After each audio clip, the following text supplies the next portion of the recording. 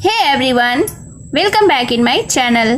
तो हाजिर हूँ मैं फिर से एक न्यू इंटरेस्टिंग मोरल स्टोरी के साथ। वीडियो के एंड तक बने रहिएगा। बहुत सारे न्यू वर्ड्स आप इस स्टोरी में सीखेंगे। इसके साथ ही स्टोरी को रीड करना और इंग्लिश वर्ड्स के करेक्ट प्रोनाउंसिएशन के बारे में भी सीखेंगे।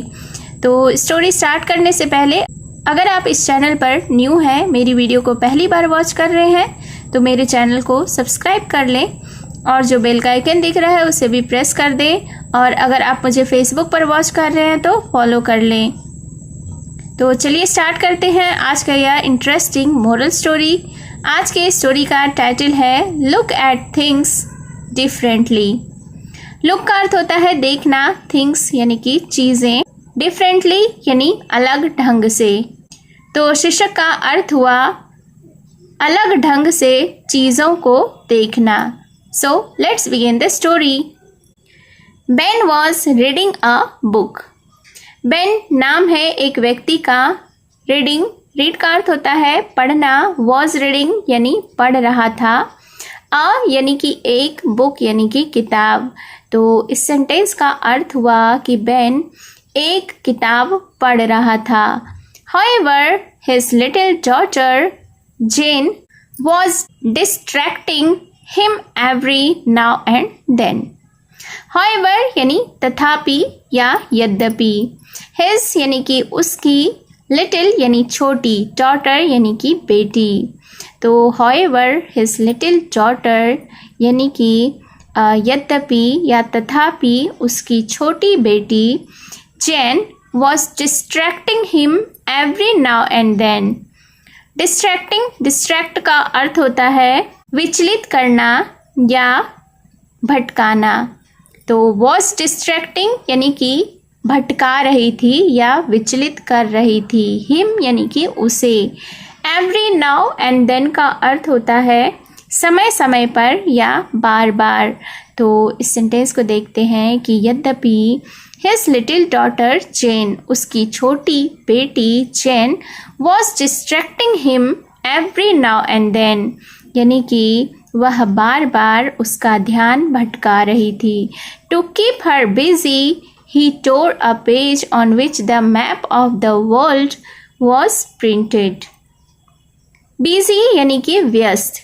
तो to keep her busy यानी उसे व्यस्त करने के लिए he tore a page. tore यानी कि फाड़ा, पेज यानी कि पन्ना। मैप का अर्थ होता है नक्शा, वर्ल्ड यानी कि दुनिया, प्रिंटेड यानी छपा हुआ।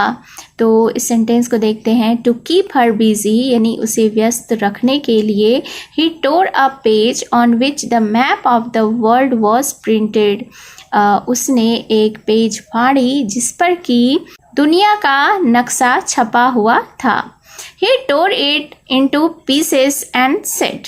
टोर यानी कि फाड़ा, पीसेस यानी टुकड़ों में, सेड यानी कि कहा। तो he tore it into pieces and said यानी कि उसने इसे टुकड़ों में फाड़ दिया, एंड सेड और कहा। Go to your room and put them back together to make the map again. Go का अर्थ होता है जाना, योर यानी कि तुम्हारा, रूम यानी कि कमरा, बैक का अर्थ होता है वापस, टुगेदर यानी कि साथ, मेक यानी बनाना, मैप यानी कि नक्शा, अगेन यानी कि फिर से। तो फिर क्या हुआ कि उसने यानी कि बैन ने दुनिया के नक्शे को टुकड़ों में फाड़ दिया और उसने कहा अपनी बेटी से कि गो टू योर रूम, कि तुम अपने कमरे में जाओ, and put them back together to make the map again, और उन्हें फिर से एक साथ रख कर नक्शा बनाओ। Ben was sure she would take the whole day to get it done. Sure यानी कि निश्चित, take का अर्थ होता है लेना, whole यानी कि पूरा या सारा, day यानी कि दिन। तो फिर क्या हुआ, Ben was sure यानी कि Ben निश्चित था, she would take the whole day to get it done, कि वह इसे करने में यानी यह काम पूरा करने में पूरा दिन लगाएगी। Surprisingly, Jane came back within minutes with a perfect map. Surprisingly यानी हैरानी की बात है, जेन केम बैक यानी कि जेन वापस आई विद इन मिनट्स यानी कुछ ही मिनटों में विद अ परफेक्ट मैप, एक सही नक्शा लेकर। Ben was thoroughly shocked. Thoroughly यानी कि पूरी तरह से, शॉक्ड यानी हैरान था, तो बेन पूरी तरह से हैरान था। जेन सेड, अब जेन ने कहा, there is a man's face on the other side of the paper. क्या कहा? उसकी छोटी बेटी जेन ने अपने पापा बेन से कहा कि there is a man's face on the other side of the paper, यानी कि कागज के दूसरी तरफ एक आदमी का चेहरा है। मैन्स फेस यानी आदमी का चेहरा। अदर का अर्थ होता है दूसरी, साइड यानी कि तरफ, पेपर यानी कि कागज। I made the face perfect to get the map right. Made यानी कि बनाया, परफेक्ट यानी सही ढंग से। गेट का अर्थ होता है लेना, राइट यानी कि सही। तो आगे जेन ने बेन से कहा कि I made the face perfect to get the map right, यानी कि मैंने मानचित्र को सही बनाने के लिए चेहरे को एकदम सही बनाया। Then she ran outside to play. Then यानी कि तब, रैन यानी कि दौड़ी, आउटसाइड यानी बाहर की तरफ, प्ले का अर्थ होता है खेलना। Living Ben surprised. लीव का अर्थ होता है छोड़ना, सरप्राइज्ड यानी कि हैरान। तो आगे क्या हुआ कि देन और तब she ran outside to play, वह बाहर की तरफ खेलने के लिए दौड़ी। लिविंग बेन सरप्राइज्ड, बेन को हैरानी में छोड़कर। बेन्स old mother was watching all this. Old यानी कि बूढ़ी, मदर यानी कि माँ। वॉचिंग, वॉच का अर्थ होता है देखना, वॉज वॉचिंग यानी देख रही थी, ऑल दिस यानी यह सभी।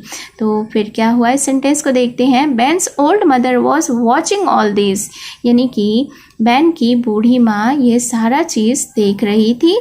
शी सेड, उसने कहा, there is always the other side to whatever you experience. तो सबसे पहले सेंटेंस के वोकैबुलरीज को देख लेते हैं। ऑलवेज का अर्थ होता है हमेशा, अदर साइड यानी दूसरी तरफ, वॉट एवर यानी जो कुछ भी, एक्सपीरियंस यानी कि अनुभव। तो बेन की माँ ने बेन से कहा कि there is always the other side to whatever you experience, यानी कि आप जो भी अनुभव करते हैं उसका हमेशा दूसरा पक्ष भी होता है। Whenever we come across a challenge, look at the other side.